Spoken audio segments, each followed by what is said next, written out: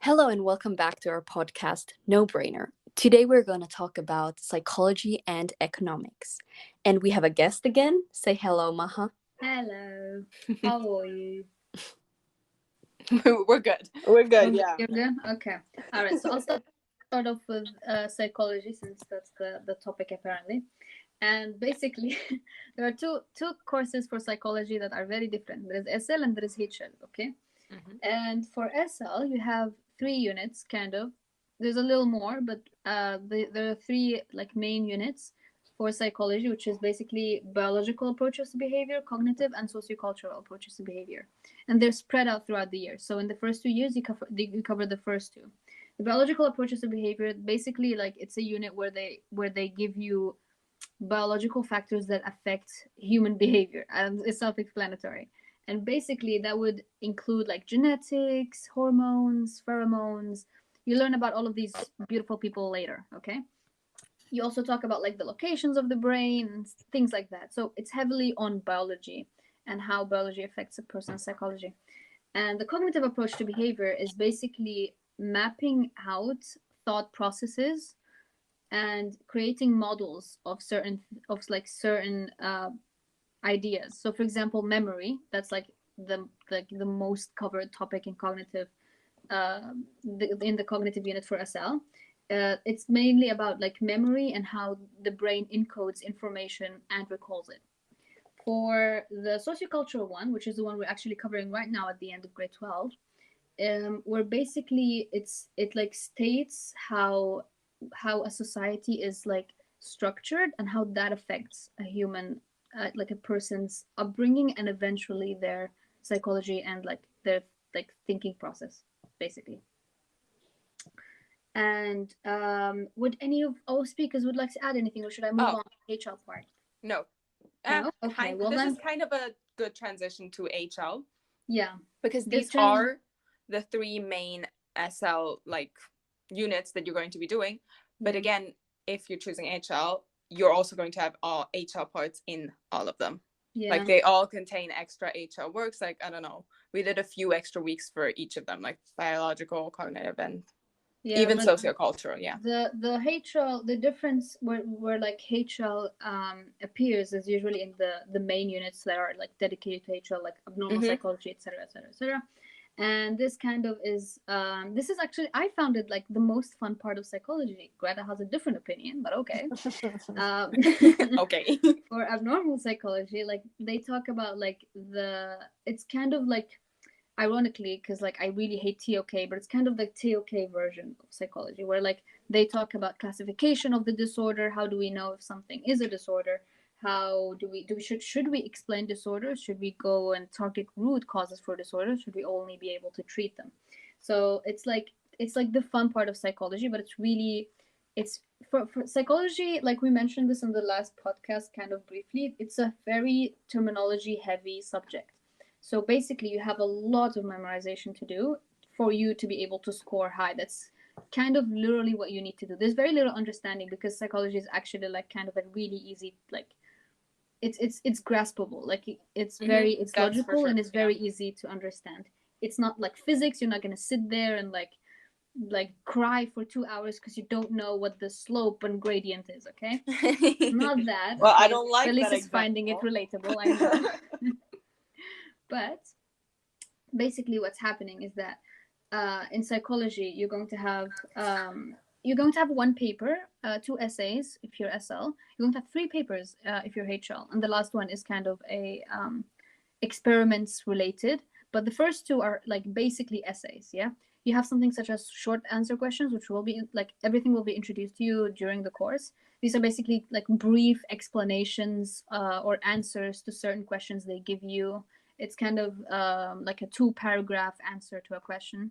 Whilst an essay is kind of like you need 3 studies and you need an introduction and a conclusion to answer a question. And for HL, you get like really heavy material. So you get a lot of case studies, and not just case studies, studies in general. So like experiments and many, many other things. And these basically are just researchers, psychologists. It can even be like biologists. Like we've had instances where it was a biologist that undertook the experiment and like published research that we have to memorize. And they basically give you their methods and the results, and you have to memorize all of that. And basically, how we dealt with that was that we've actually like created an entire document, or at least I did. I shared it with many people, but we have one that we've all like worked on, at least like me, Greta, and Erica. Okay, so quickly back to the SL and the exams that we have to do with the paper ones and the paper twos, is that you are going to have to answer all the 3 SAQ questions and the essay question itself with studies. And that's what I think Ma was talking about, kind of an easy subject, then you don't really need to understand the theories and every really like big psychological thing behind it, because most of the content in psychology is studies. Like there's very little that you're going to be doing about actually understanding psychology and just like, oh, this is this and that, this and that. It's mostly the studies that you're going to have to memorize, because that is what the exams are going to be on. Like you're not going to have like multiple choice questions about psychology and stuff. You're going to be writing essays about this like studies and experiments that you learn throughout the 2 years. Yeah, it's kind of like if you're grade 10, it's kind of like a history end of year exams that you've done, where they give you like a question and you answer it basically. Mm-hmm. Yeah. Yes, but just in the case of psychology, you answer it with a study. It can be a case study or an experiment. And in that experiment, they usually change, a factor that then impacts a certain behavior. In the biological approach, it would be something they would be maybe comparing. If you have a certain type of gene, how would that impact the person's behavior? Yeah, and I think a lot of people dropped out of psychology as well, Yeah. thinking that like it's gonna be more of like a behavior analysis type of class. That's because the initial expectations. I also thought like you guys were gonna get more, much less scientific in terms of content, like in it. But you guys are getting studies, and I think it's really cool that you get to like kind of diagnose or guess the diagnosis of like the patients that are given to you sometimes in the book. Like but then it's a very simplistic understand. The people who take psychology because they think it's like, oh, this is how you find how if a person is manipulating you, have been watching way too many YouTube videos. Like it's not what psychology is. Like even on an over like broad view of psychology, like you get very famous names, like for example Sigmund Freud here, which is a very interesting guy. Mr. W is very passionate about. Yeah, even a picture of him in our classroom. Yeah, and he is very much interested in your private parts, and he's very he's very great guy. Okay, but controversial. Very, very controversial. Yes, but that's not really something that you will get into during the IB program. No, but it's very it's a disclaimer. Yeah. But, yeah, with psychology, basically, I mean, not many people dropped out. It's because we don't really have a lot of experience when it comes to like the number of people who like would attend each subject, because our grade is relatively small compared to like every other grade in our school. But for example, in grade 11, you would like the grade below us, who are like I think 3 times as big as our grade, have had people drop out from psychology for similar reasons. And so if you think psychology is almost like another science, just like the papers are different, and it's kind of less it's kind of less method based and more kind of like theory. And yeah, that's psychology in a nutshell. I feel like it's not like another science for sure. But I do feel like it is very different from what like even I expected. Like I stuck with it, but I was definitely expecting something different. And I feel like we did have a little bit beginning when we were watching all these videos and like still doing the behavioral aspect, not behavioral, biological aspect of it and all. But then it does turn into a lot of just studies. This is it, the theory behind it, and how do you explain this using the different studies. Like, is it manageable for you guys to like memorize over 20 studies for the final exams, for example? Like, because I've seen you do that, but like, how easy is that? It's not that's very when easy. Maha's study guide comes in. Yeah, because like the thing is that I did it like 2 days before the exam, so it's not like 2 days. Again, yeah, not a smart idea. 2 days because it was right after biology, and I was not going to sacrifice biology for psychology. Okay, so that wasn't happening. And so basically for psychology, like for like the memorizing the content, you really need to pay attention during class, because that really helps if you're going to procrastinate until the last day. And so the reason we actually like we were capable of memorizing studies is because, number one, we picked the most interesting ones to repeat them throughout the like different questions that we had, because for every unit you get like a study guide with questions and like the case studies or the experiments that you can answer them with, and the experiments that are mentioned as answers, they're repeated. And so you can memorize that one study and use it to answer multiple questions. And that's basically what our study guide was. It was the most repeated studies, as much as like as little as possible studies in one study guide, which was still a lot. It was a total of I think 70 studies. Yeah, I don't know how many studies we actually had to. It was just to. grade 11. It was Exactly, like 50, and that was just 50 something. Yeah, and that was just cognitive and biological. Yeah. Now we still Yeah. will have And like abnormal, social culture. Oh, and abnormal. Yeah, Yeah, and that's abnormal. right. Yeah. But I feel like that's what is also really good about psychology is we get the questions. That's true. Like we get all the, I don't even know how many there are total, like 80 questions that we could be asked out of all the three. And if you have like, if your school is logged onto InThink, it even gives you like possible studies you could use to answer it. If it doesn't, it kind of sucks a little, which is why InThink is really good.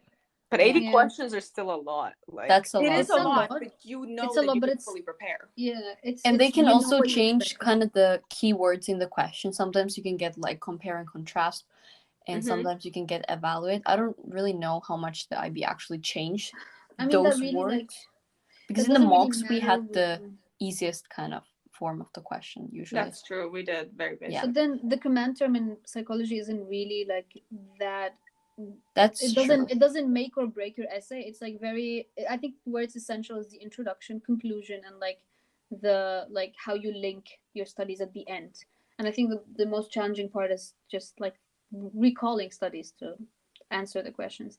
But then at the end you also get like choice between a bunch of questions. So that's another like plus side to it. But at the same time, like it's 3 out of 90. You know, like how like if you want to gamble, all power to you, but it's not going to work. You need to keep it up.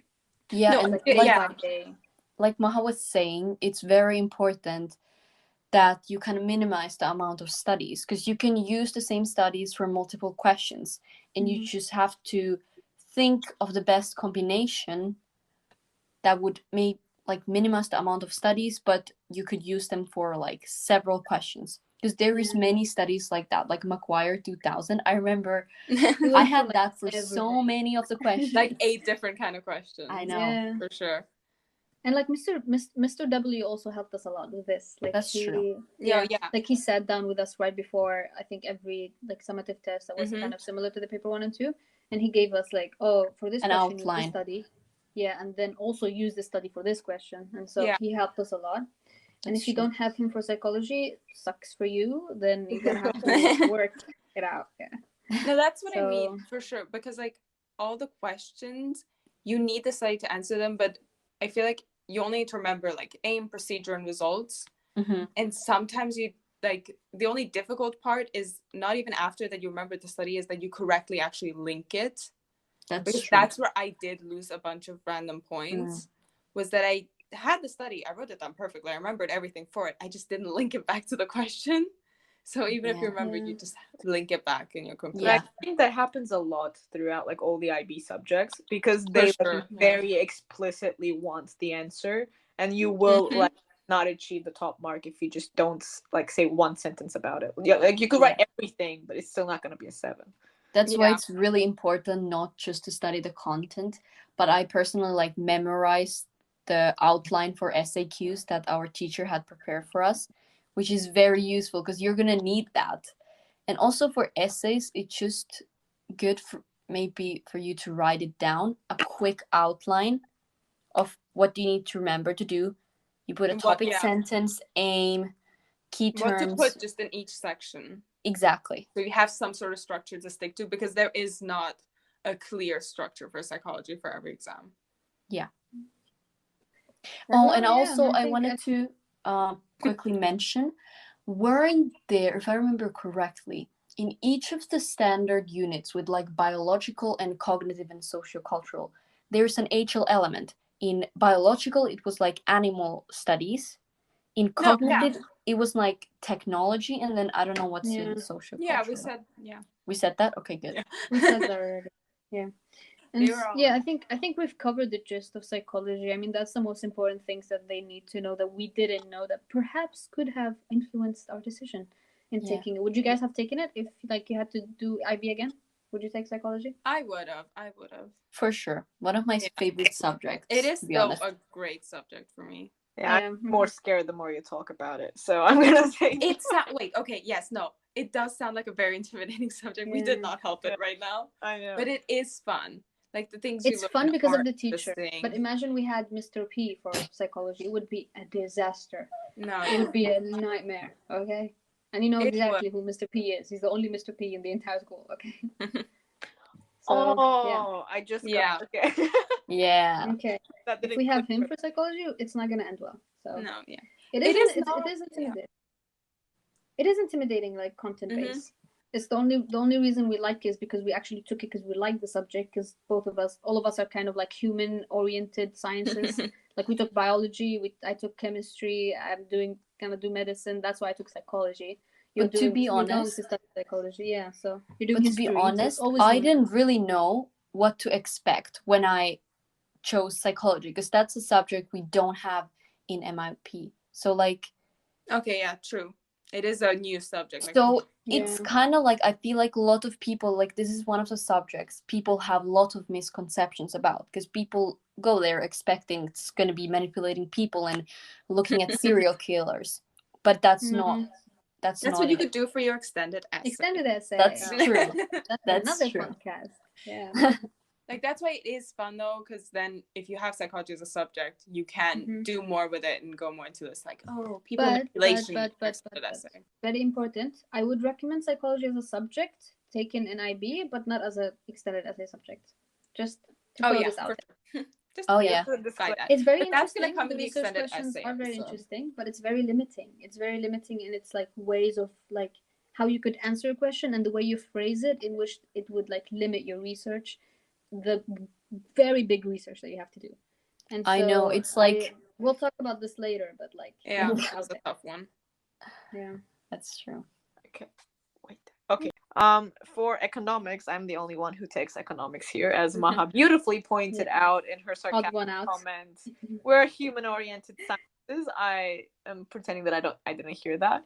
But I honestly feel like economics SL, I take SL, is one of the most rewarding subjects you could take in IB because it is so manageable if you get the hang of it. So there are not so many units. Basically, you start with micro. That's just, companies, more smaller aspect of economic activity. Then you go to macro, which is countries. Then you do global. That's just in between countries, and that's about it. So the most intimidating part of economics is maybe for students that don't already take it, like the graphical part of it. There are a lot of graphs, and especially IB wants you to use a certain type of graph that you have learned in the class throughout all the assignments. Like we have paper 1 and paper 2 for standard level. We have different type of questions in paper 1. For example, if you're answering paper 1A, that's going to be just you explaining the theory, support it with a diagram, give a hypothetical example. If you're answering paper 1B, again, content, diagram, but now it has to be a real life example, and then you evaluate it. I hate the word evaluate in all of the subjects. Oh, yes, that is a horrible word. Like, it just doesn't work out. Nobody understands what they mean by evaluate. But I think in economics it's pretty straightforward.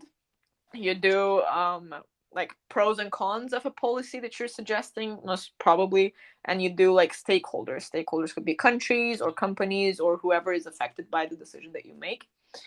After micro, you go into macro, which is my favorite unit.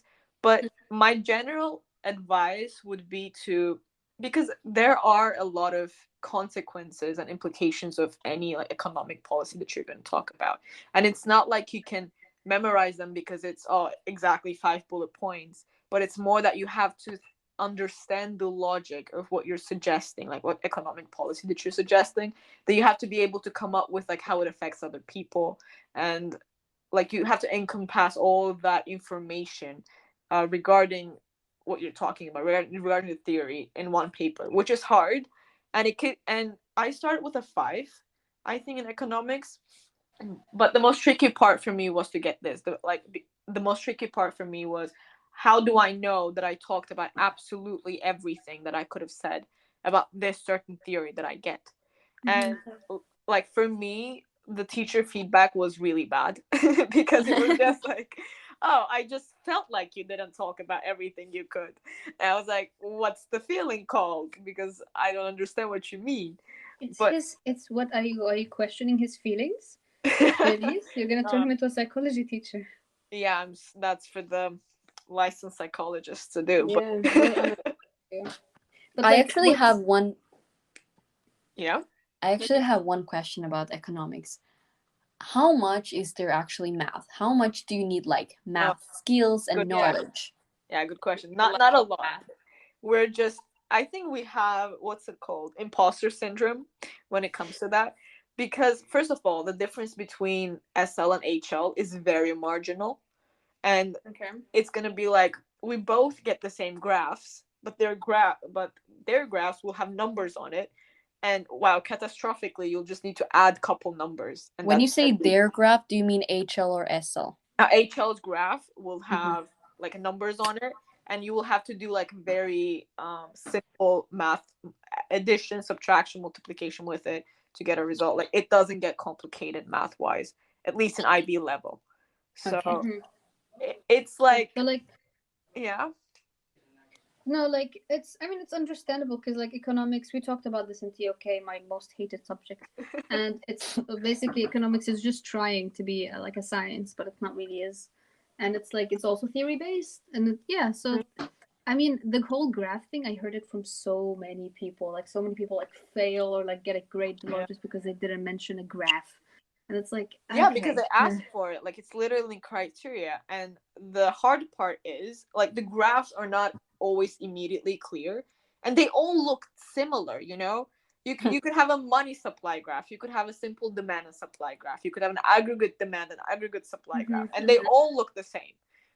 Like there's just so little difference. I mean, obviously there's different to like students who learned them by heart. If you're writing a paper and if you get a question and you're stressed, like there's such a high likelihood that you're gonna go with the most simple one you can remember, because then you're gonna mess it up. Like when you use a graph, IB wants you to label it, comment on every little bit of like change that happens on it, integrated that to theory. And like that's what I've been struggling with, because I feel like making maybe a mind map about like the economic theory that you learn is more helpful than just sitting and trying to memorize everything that that is said in the textbook. Because because I was gonna ask that, like, what would you tell someone, like how are they supposed to study for economics? Like, what do you sit down and study? Well, I'm still figuring that bit out, to be honest. Starting grade 12 with a 5 wasn't necessarily good, but like the balance is really subtle, I'd say. That's why you have to get into that thinking mindset. And I would also study all the types of questions that you could get, because like, for example, let's say I'm just going to give an example. Let's say they're going to ask you about the contractionary like monetary policy. You'll learn what it means if you take econs, but they can ask about taxes, they can ask about exchange rate, they can ask about like for you to evaluate it. And even one theory has like so many aspects that I was thrown off by like the first question that I saw. And even though I know it, like I kind of mixed up the context of the terms. And then my teacher was like, you can do it, you can do better next time. And I was just like depressed, because it's so hard to self-evaluate that during a paper. Yeah, but like out of the content wise, like how did like economics, like did it change any kind of ideas you had, or was it just like, oh, here's a graph, here is a paper, write about graph? No, I mean, to be honest, it's a little bit self-explanatory if you've been following like the news as a child, because my family is the type of family that like sat in front of the news together, and I'd had to like watch these commentaries about political things and economic situations. So, you know, it's not like mind-breakingly irrational or like it's kind of intuitive to what you think.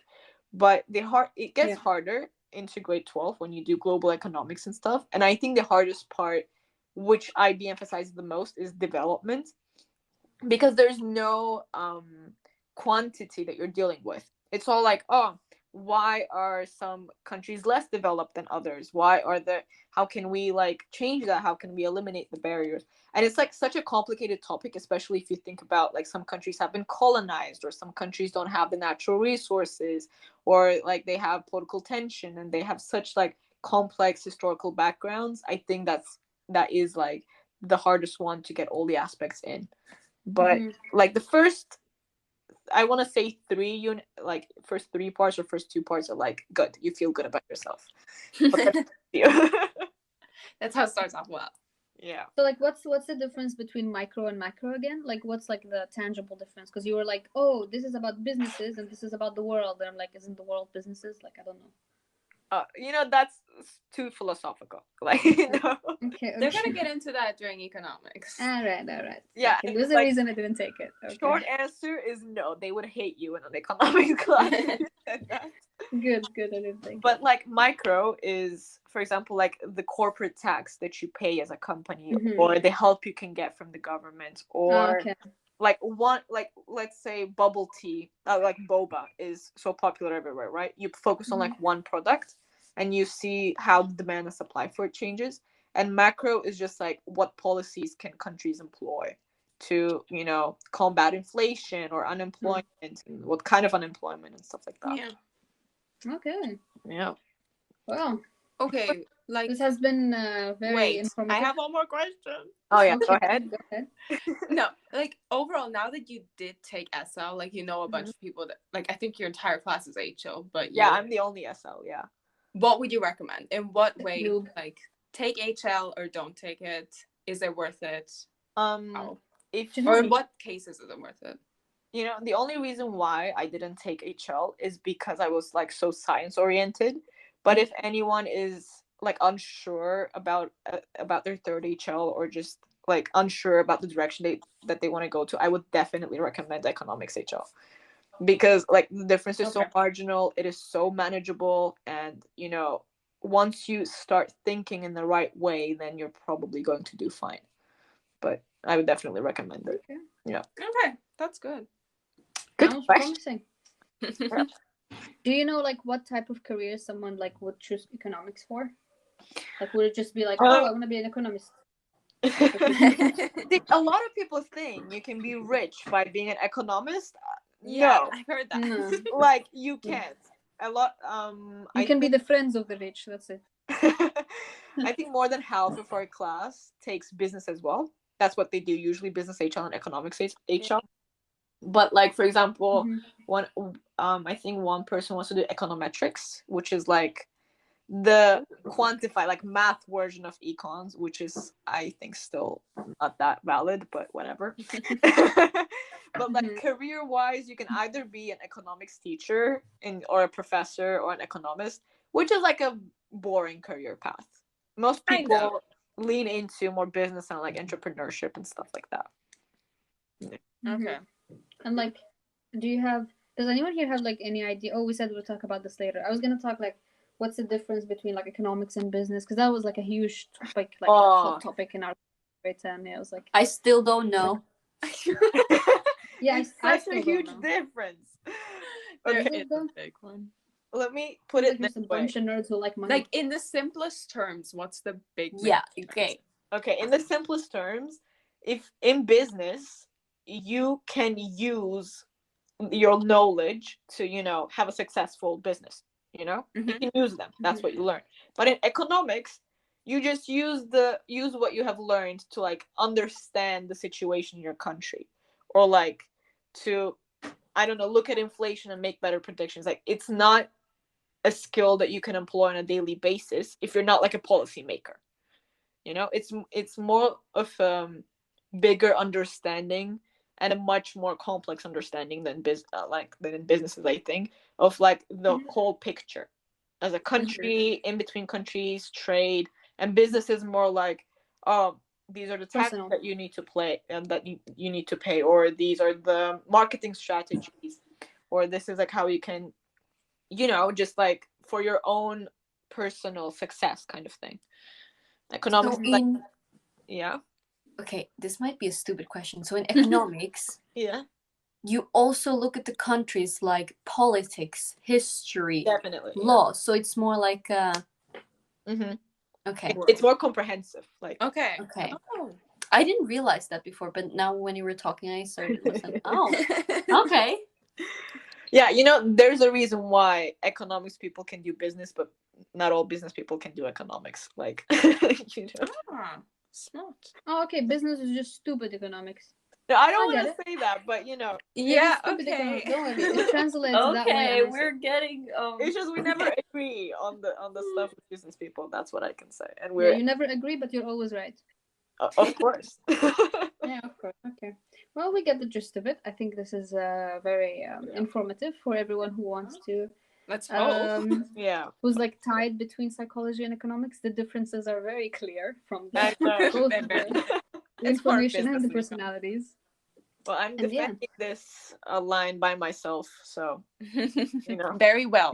Very well. Good. Thank you for listening. Yes, thank you for listening. Yes. And thank you so much.